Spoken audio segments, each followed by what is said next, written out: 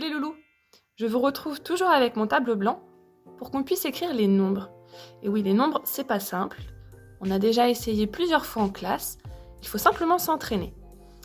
Mais pour les écrire, il y a un sens bien précis. Alors je vais essayer, avec mon tableau, de vous montrer comment les écrire. Vous pouvez prendre une ardoise et avec l'aide d'un adulte, essayer de reproduire les nombres que je fais au tableau. C'est parti! Allez, on y va! Le premier nombre, c'est le 0. Le 0, on le fait dans le même sens que lorsqu'on écrit un O. Je mets mon crayon en haut et je tourne vers la gauche. Interdit de tourner vers la droite. Je vais vous mettre la flèche pour que ça puisse vous aider. Après le 0, on a le 1. Le 1, je fais un trait qui monte et un trait plus long qui descend. Je vous fais à nouveau les flèches. Vous ne reproduisez pas les flèches, elles sont seulement là pour vous aider. Après le 1, nous avons le 2.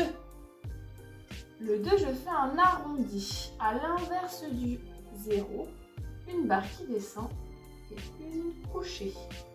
Le 2 n'est pas facile.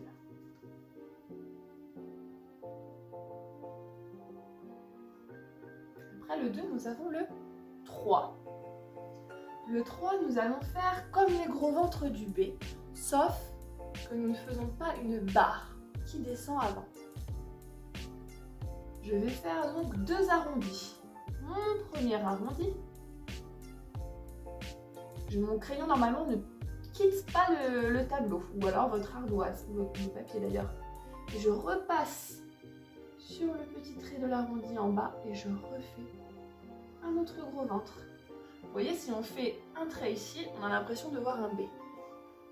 Je vous fais à nouveau les flèches.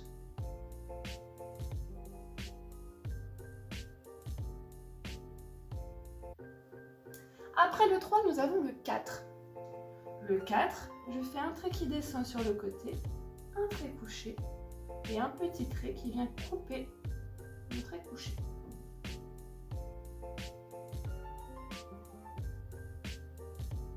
Après le 4, nous avons le 5.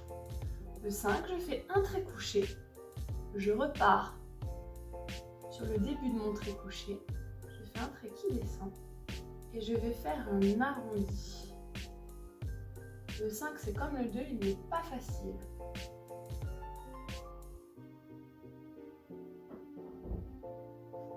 Après le 5, nous avons le 6.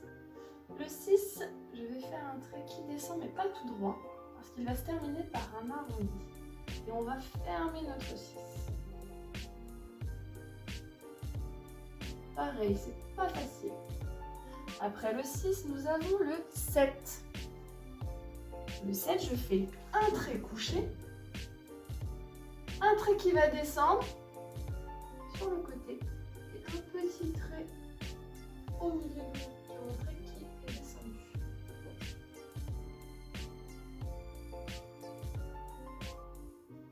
Après le 7, nous avons le 8. Le 8, c'est le nombre le plus compliqué. Après le 7, nous avons le 8. Le 8, il n'est vraiment pas simple à faire et il a un sens à respecter. Je mets mon crayon en haut et je vais aller vers la gauche comme pour faire un O ou un 0.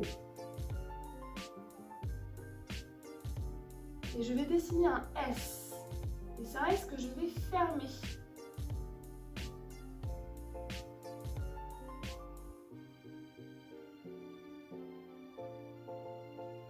Les parents, vous pouvez mettre un petit point de façon à ce que votre enfant sache où partir.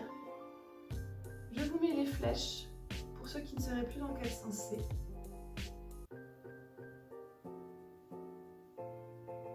Voilà, le point de départ, il est toujours à notre petit point. Après le 8, nous avons le 9. Le 9, je vais faire comme un 0 que je ferme. Je vais le faire mieux comment, c'est pas très joli mon œuf.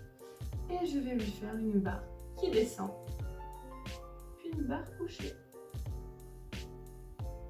On peut lui faire un point de départ aussi à notre 9. Je flèche.